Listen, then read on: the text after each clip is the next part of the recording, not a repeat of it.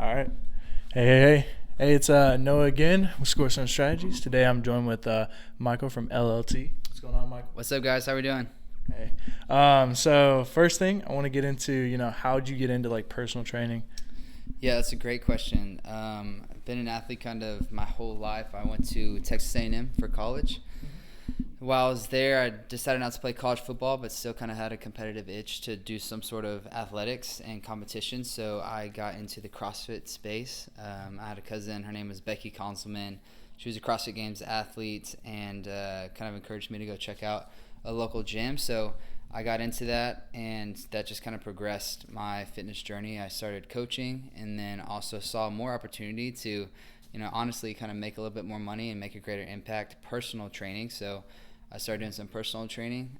I finished my undergrad at Michael Johnson Performance. It was here in the McKinney area. It's no longer there anymore, but as I completed that for my undergrad and my bachelor, I went into the corporate sector for about 3 years and was a fitness and wellness coach for a corporation and ran like wellness initiatives, classes, and then went to another small space and then kind of got to where I'm at today. Okay, so you started out doing personal training and then the corporate space. How was the corporate space? Like, what was the difference between the corporate space and then what you're doing now? Great question. When I went and worked for this construction company, that was about 2015 to 2018. Their company over those 3 years actually doubled in size. They grew pretty significantly, and it was actually a lot of fun. They had an old warehouse in the back of the building. It's still actually there today. And we completely renovated that space and turned it into like a full-fledged gym. So we had like bay doors. It was like 2,500 square feet. It's huge. It's really, really cool gym. They even added on locker rooms, men and women's locker rooms, and had showers. So and had a little office back there for me. So still there, still was a really cool space and ran different classes. Within the corporate space, it was a little bit different and unique in the sense that like I already kind of had, if you want to say like my clients, which were my care, my passion, and the purpose that I had was to make an impact onto the employees and then also to the spouses. So I had about 3 to 4 classes that I would run a day, and then in between that I would do some personal training with some of the executive team and a few of the other different spouses that wanted personal training that husbands or wives worked for the company. And then in between those times, I was kind of working on some different wellness initiatives or maybe some challenges that we're going to launch at the beginning of the year.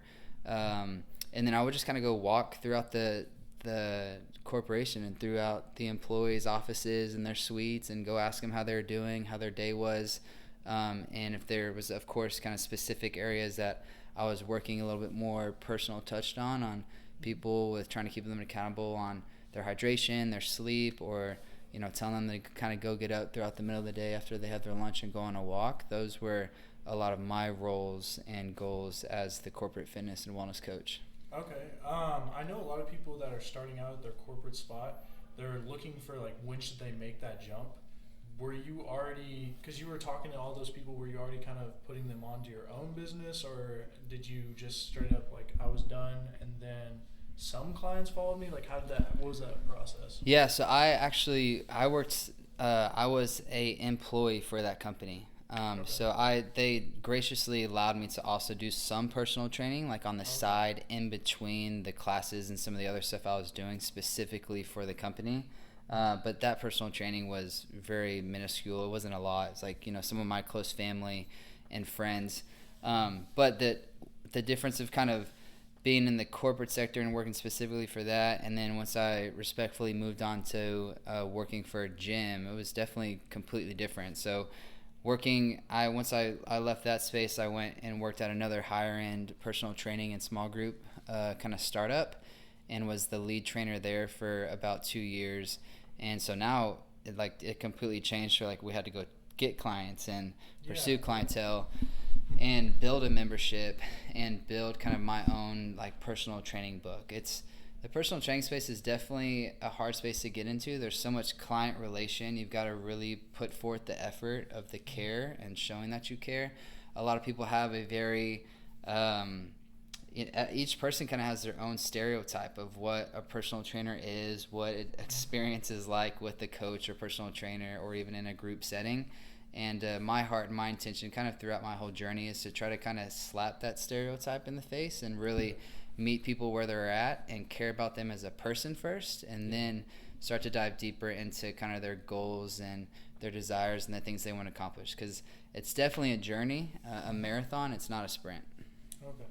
Yeah, for sure. And then with even with that, like when you were at that corporate space and then you moved over to that gym, like it seems like you have more of a I guess lubricated like moving, right? It wasn't as much with other entrepreneurs where they're like stop and then like start something else, right? Yeah.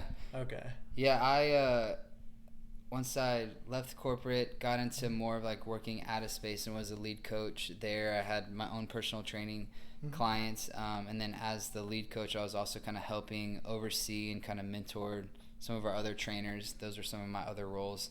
I then, kind of ended up deciding to go out on my own. There was just some changes that began to happen within this other space. This was actually right around the COVID time, and so gyms were kind of starting to close down. And my dad, actually, quick little backstory, my dad moved my three sisters and my mom here to Texas when I was 4 years old to pursue his entrepreneurial venture, and cashed in accounts and took the leap of faith all the way from Indiana and moved us here. And so I always knew that entrepreneurial drive was inside of me, and kind of post-COVID and just seeing some of the changes that were starting to happen, I just kind of dug deep and looked at my wife and was like, I think this is the time to do it. Stop talking about it and just jump in and do it. Cool. So you're saying like almost like an entrepreneurial gene where it's like, hey, it's already in there. I've noticed with a lot of people that I've interviewed that they have other family members, even like your sister and then also your brother-in-law are both in business as well. You think it's super important to surround yourself with other people who are on the same entrepreneurial journey? Like, what's your opinion on that? For sure. I think that's like the nail on the head. I mean, of course, there's the sayings of like iron sharpens iron.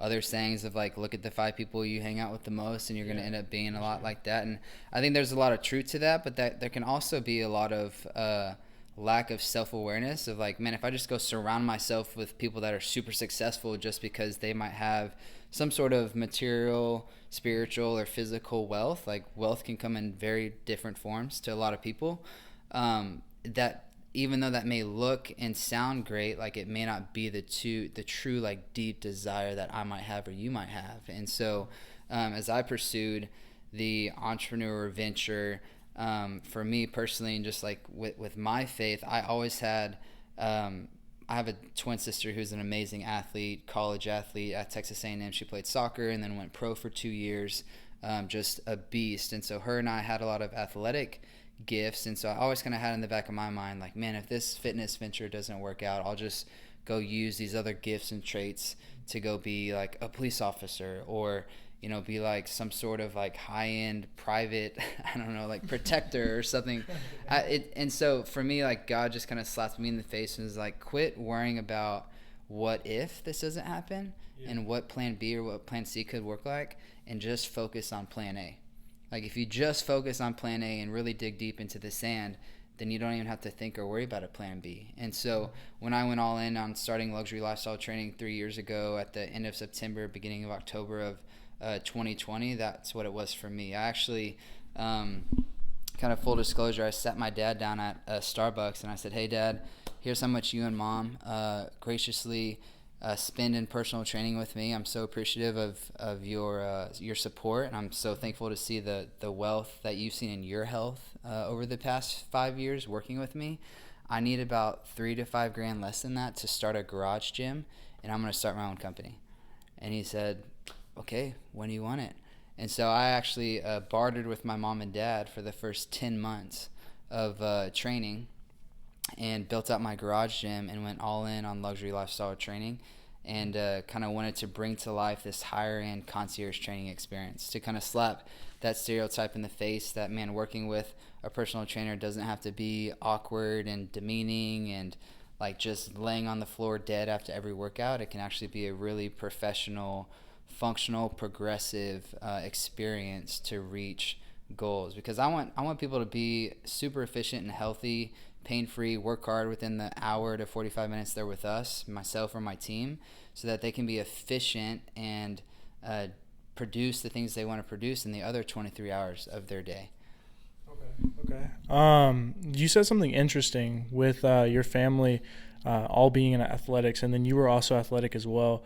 How do you think being on a team and being athletic, like having that team around you, like how did that transfer over into business?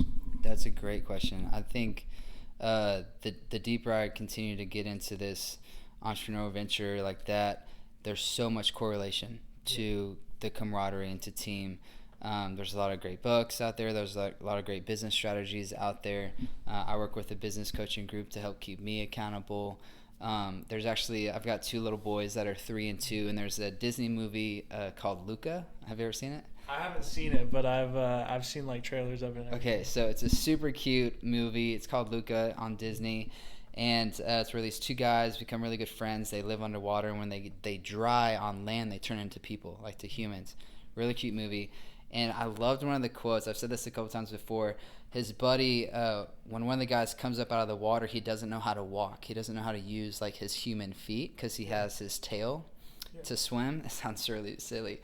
But his buddy's trying to teach him how to walk, and he ends up saying, just put your foot in front of it, right? Put your foot out front, and right as you're falling, just catch yourself and take your next step. And one day that clicked with me for like the 10th time watching it with my little boys, and like that is so true for business and for like just taking risk. It's like just fail forward, take your next step, and accept that. I mean, you're gonna try your best. You're gonna, of course, like open up to failure, but you're gonna try to just overcome those objections and those failures and just take the next step. And so even with kind of the team aspect as well, it's like none of us have the answers, but we're all pursuing a vision that is clear, that I've done my best as a leader to make clear and find the right teammates and kind of vet those teammates through, of course, our different interview processes to find the right people that want to buy in, that get it, they want it, and they have the capacity to do it. That's kind of from a business development model called EOS, the Entrepreneurial Operating System. The GWC is get it, want it, and have the capacity to do it, that really buy into the vision and want to be a team player to help us reach an overall goal. There's another guy I'll say real quick, Nick Bear. If you know. I've watched him, yeah. Okay, so he has a company out in Austin called Bear Performance Nutrition, BPN, and things he says a lot throughout his podcast and things that he does is it's something along the lines of, I'll try to butcher a little bit, but he says like, alone you can go fast, but together we can go far. And I mean, I'm all about like not trying to reinvent the wheel, and as a team, like we can accomplish so much more.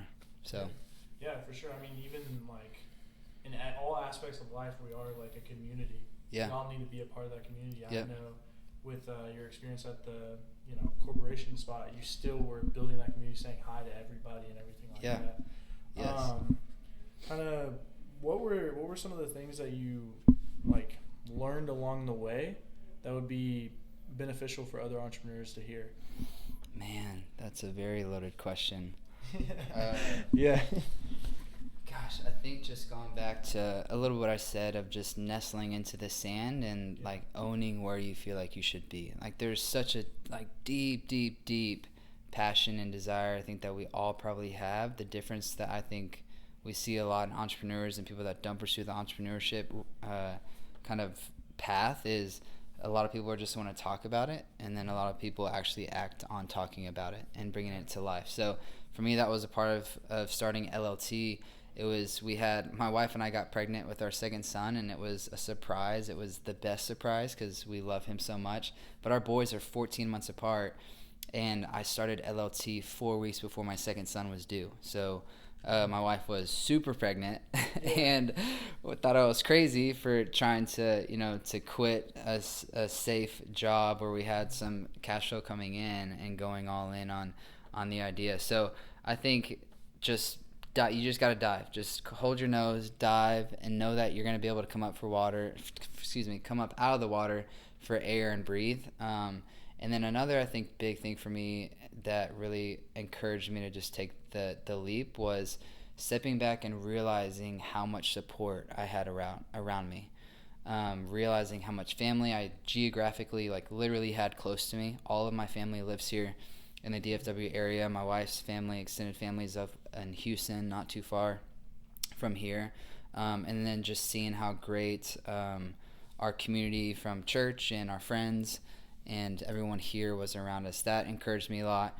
And I think the last thing I would say is just really looking at yourself in the mirror and telling yourself you're not going to let yourself fail. And that's not in a conceited, cocky way. Like I'm just going to step over whatever I need to step over or whoever I need to step over to get what I want. But I'm going to go all in and show authenticity and show integrity and show like the true passion. And I think that's something I share a lot with my team is as humans, like people are smart people. There's some silly ones out there, but like most people can read you pretty fast. And when we're actually talking to people and actually looking them in the eye, asking them about their families and trying to actually cultivate and build a relationship, it goes so much longer, so much further.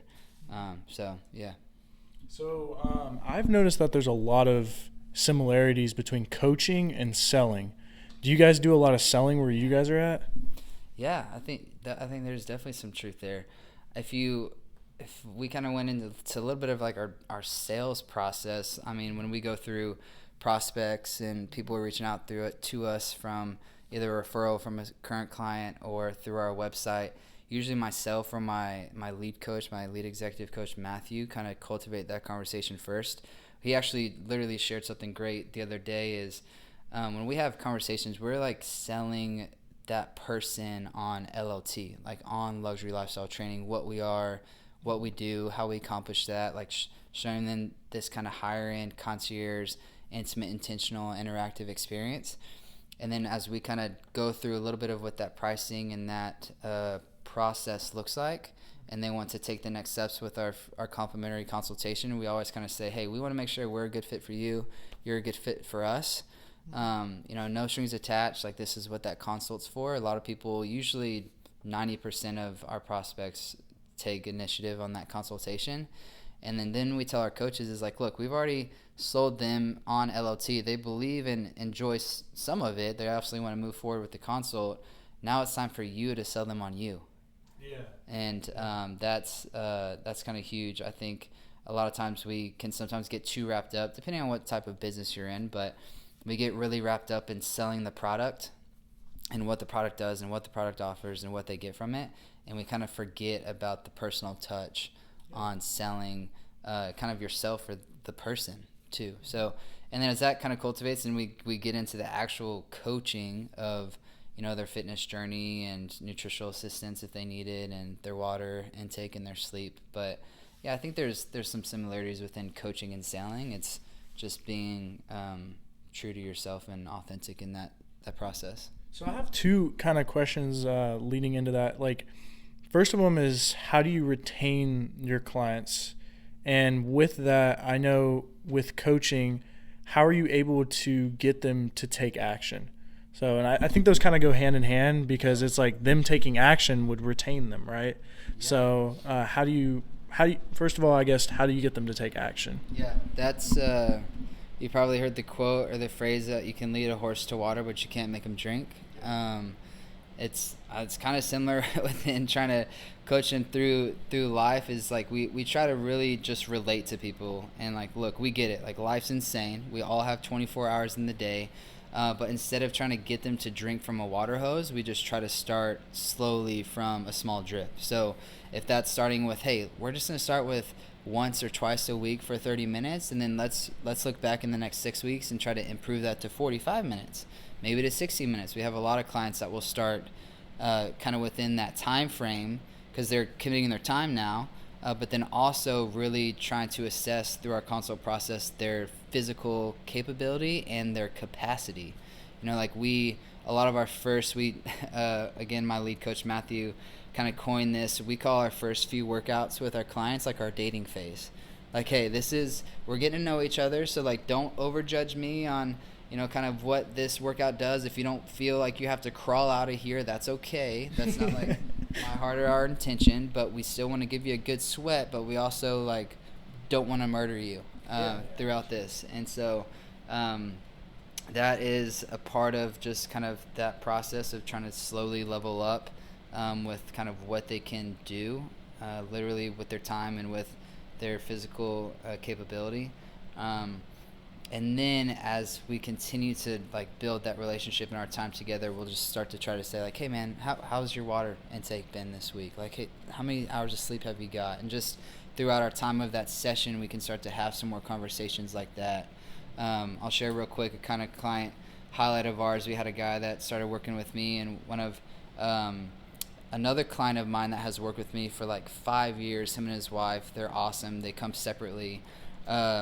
We've been to different like parties and Christmas parties with them, and never once do I introduce myself as like the fitness guy or the personal trainer, because then immediately people are hiding their drinks or they're hiding their food, and I'm like, dude, I don't care. I want you to have a good time.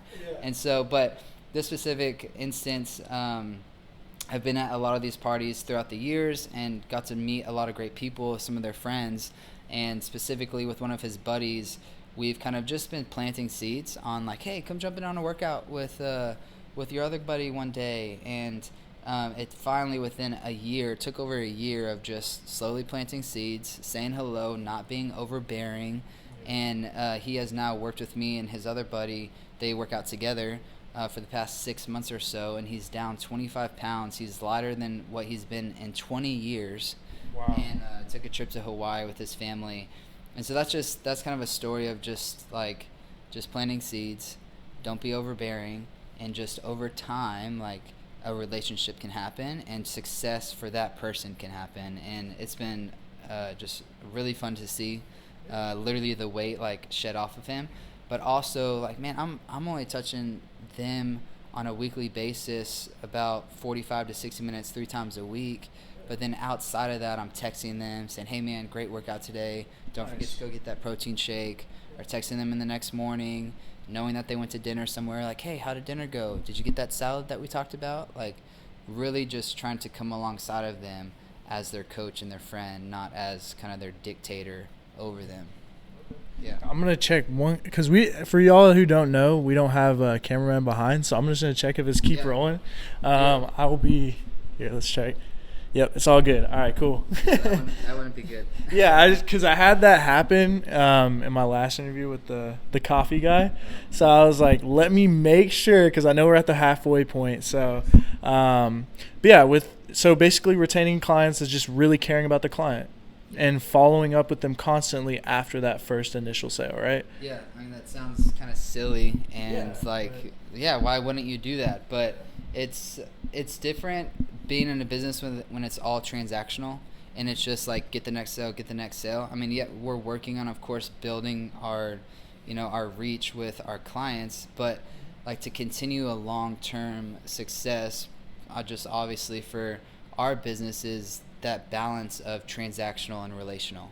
A lot of our clients purchase packages of training, and then those credits or those sessions run out, and so we're having to have a conversation.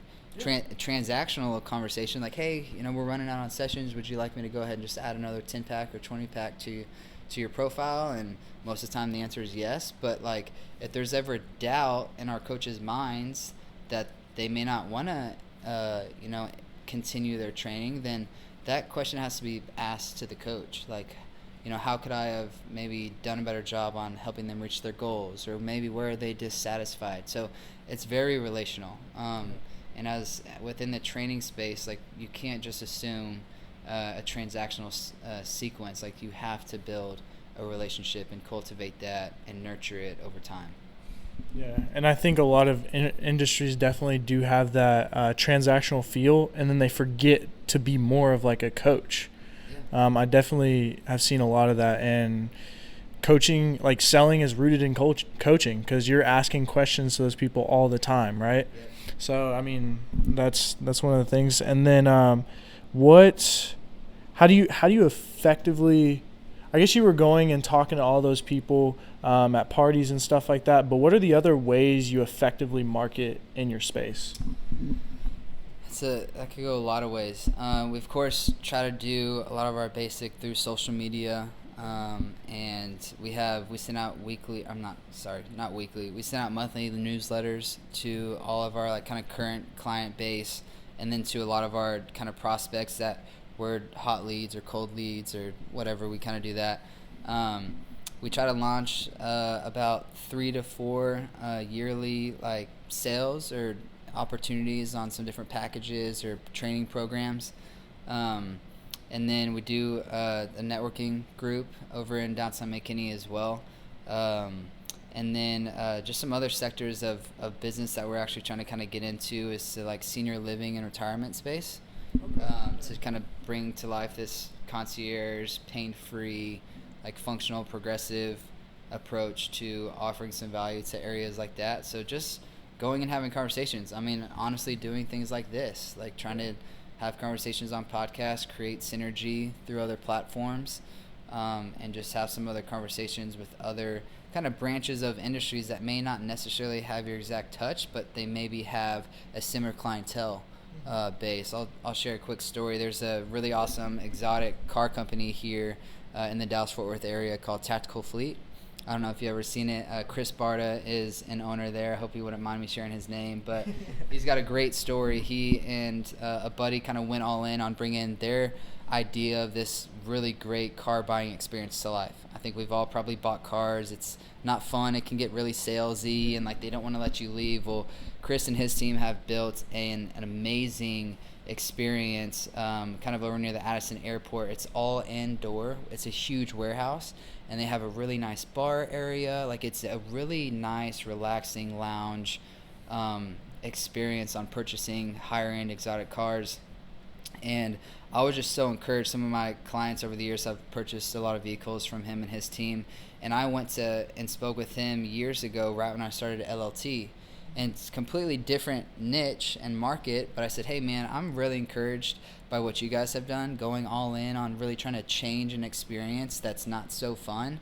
Yeah. And I said, I'm really trying to do a similar thing within the fitness space, create this higher end experience to really kind of meet people where they're at, create a concierge where we come in home or they come to us. We specialize in home gym build outs as well. Oh, wow.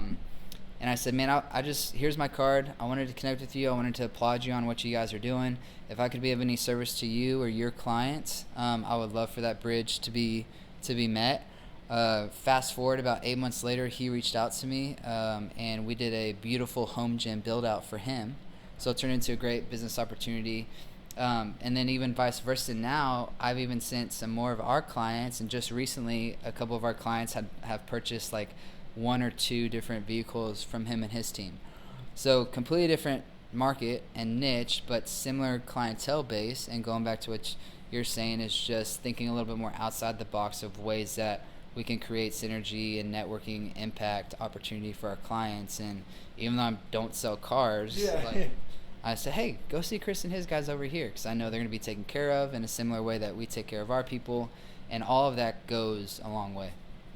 So I know a lot of people do, kind of building off of that, a lot of people in the health space, like massage therapists, chiropractors, personal trainers, even some cryo guys, they all like, usually they'll end up in a building with all of them together. Do you have a lot of referral partners like that, or you kind of like I know you don't really have you have a building with a hairstylist, but do you have any other people around you, and how do you do referral partners and stuff?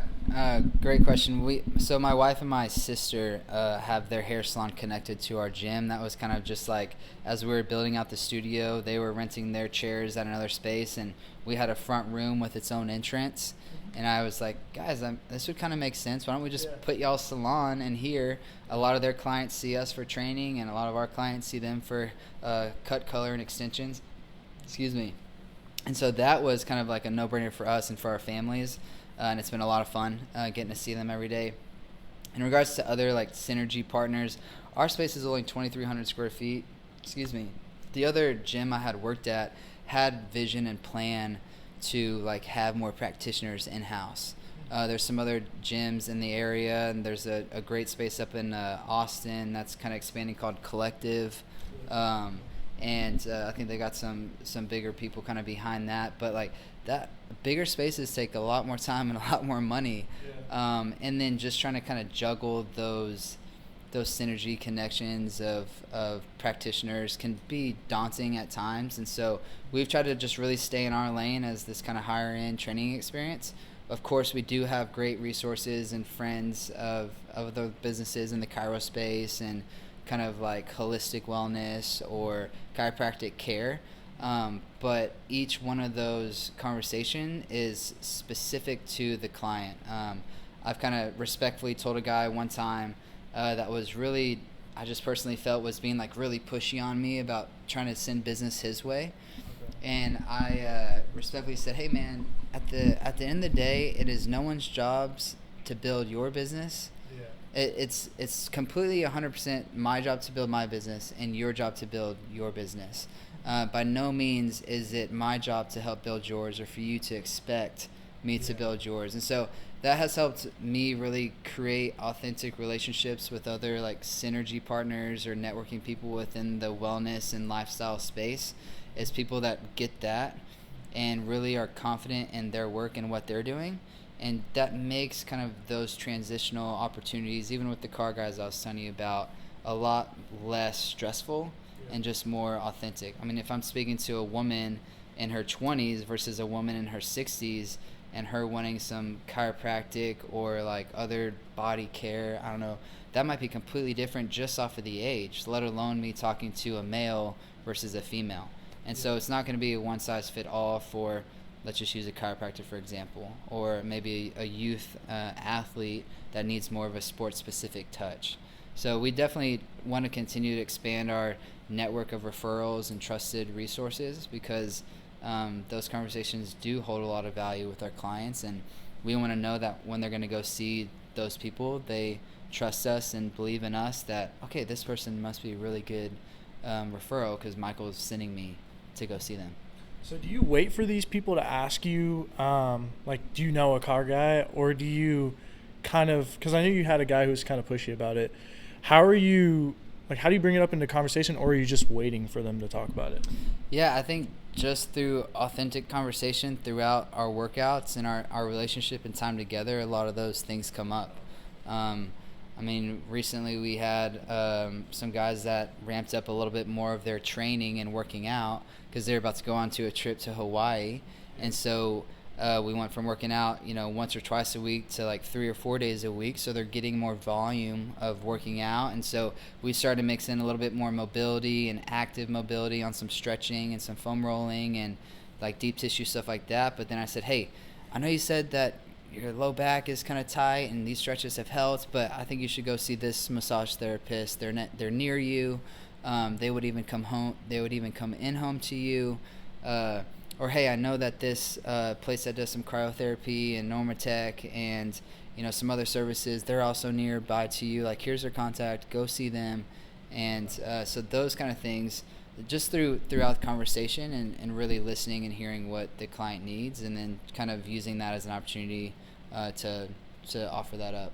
So kind of just working it into like your plan for them in general. It's like, hey, you could use this thing, and I would suggest even doing this thing. If you need somebody, then we can go ahead and send you over. Have you ever done any like deals of like, hey, if you mention my name, then you get some percentage off? Have you ever done any of those? Yeah, I think we have a couple of those set up with, if you say you're an LLT client, they'll give you a 10% discount. Yeah, we do that respectfully right now. We don't have anything else set up where like we get a kickback. I've tried to kind of like go down that route of, where we've sent a lot of people and then having a conversation with that business to business of like saying, hey, maybe let's work out some referral system where there's a $50 kickback to us, or if any of our coaches come in, it's a complimentary service. That in my mind has always played out better, but it then starts, that's where sometimes you just got to be really safe. That's when it can kind of turn into becoming a little bit more selfish in the sense of I'm just going to send people over here because we get more of a kickback, and so we try to kind of stay away from situations like that, and because it kind of takes away a little bit of the filter of the care for the client. So keeping it authentic and natural instead of trying to like make an extra buck, right? For sure.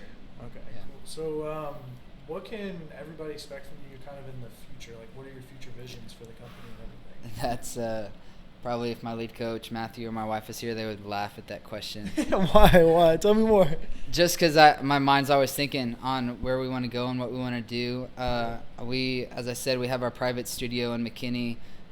We specialize also in in-home. We just created an exclusive contract with a high-end neighborhood facility where we're going to be their training providers at their amenity gym that they have inside their community. So we're going to be sending coaches there to offer personal training and small group classes. So that's really fun. But man, I think from learning from some of the bumps and stumbles, and if you want to call them mistakes in the past of other spaces I've been, is bigger is not always better, and more is not always better or equals more success. And so I've got just some, like business goals in regards to kind of revenue and that I would like for our current studio to get to and hold. Some of that is even like our weekly session count. And so really dive deeper into our metrics and get those really locked in well as we continue to create this higher end service. I also really want to expand more of our gym builds. We do home gym build outs and corporate build outs. We're working on a really cool project right now over in the Lucas area to bring a really nice baseball facility to life. And so I would love to really get more connected with even like home builders and kind of higher end custom home builders to come in and partner and build relationships with them to be a good source to build out home gyms. And so that is a piece I would love to continue to see grow. And then I would see ourselves maybe in the next 2 or 3 years having another location or two kind of in the Metroplex and building another concierge team at another location. But as I said, really fine tuning kind of our systems and our processes at our first space and really expanding our growth through home gym builds, our in-home, and our space as we build clientele. And then, as I said, kind of maybe even diving deeper into offering value to like senior living and retirement spaces. So that kind of reminds me of something like Alex Hormozy says a lot of, he'll pay for other people's mistakes with money. What are some of the ways you've invested in yourself to get yourself further? That's a good question. I'm doing my best to read more. My wife and I just went on a trip. It was our first beach trip since our honeymoon almost 7 years ago, and I finished a book, which I was proud of myself. Nice. Doing. I listened to a ton of podcasts. I have a lot of clients that are outside of McKinney that I drive in home to, and so those drives are great times for me to mentally to just kind of relax and listen to some business podcasts. So I listened to a little bit of Alex and a few other different. I listen to Nick Bear and a lot of his podcasts. So a lot of other business guys that are in a similar kind of fitness space and hear a lot of their success and failures. I work with a business coaching group as well that I have weekly calls with, and they help with a lot of kind of our implementation and our goals and our systems and building my team. So that helps a lot, but always realizing that I'm not the smartest in the room, and the more you start to learn, the more you feel like you don't know. Yeah, I literally talked to Rob, the coffee guy. He was saying, because when you become that master, you have specific knowledge that even more questions come out and more questions come out. One thing I really wanted to know your opinion on, because it's getting pretty popular right now, is online training. What's your opinion on it? I know you go and talk to people and then you have them come in. What's your opinion on online training? Yeah, I've personally, I just turned 30 back in December, and I put kind of my pride aside from building a business, having young kids, trying to wear all these hats. I kind of let my personal fitness goals go down the drain, and selfishly I wanted to get really fit again before my 30th birthday, and so I worked with the online coach. Oh, really? Great fitness coach. Still talk to him through social media, probably almost on a daily basis. But I think there's got to be a lot of vetting. Like, there's a lot of people that claim to be great online coaches or have success, but they really don't know how to practically implement some of those. They might just have a lot of times just a turnkey program that they kind of blast out to all genders or all type of clientele. I'm not saying all online people do that. Online can be really great for a lot of people, and I've even had like other business coaches approach me about saying like, oh man, you guys need to get online. You guys need to create your higher end experience like online. And we actually do offer some online coaching through a platform called True Coach, where people can do some monthly programming from our coaches, but it is our smallest revenue builder. And as a lot of these other online even platforms, you got Peloton, you got Tonal, you got a lot more. I have such a desire, and this is where trying not to get too big and do too much, is I've just found my niche is working with actual people. And just my heart, my belief is that people need to be surrounded by people. And even though online can be really great for a lot of people like just need that accountability. They need to be out of their house where they also work and they sleep and they do all these other things, and actually get surrounded by other people, get into a different environment. And so that's where we've tried our best to not dive too deep into online and really focus on building true, authentic relationships with actual people in person. Not to say that we might go down that route more, and that it does work for a lot of great people, but we've tried to kind of keep our niche to in person. Okay. So saying super focused like on your target. Yeah. Awesome. Well, other than that, looks like we're almost at that 45 minute, so it's a perfect place to go ahead and cut it off, and then you guys check him out.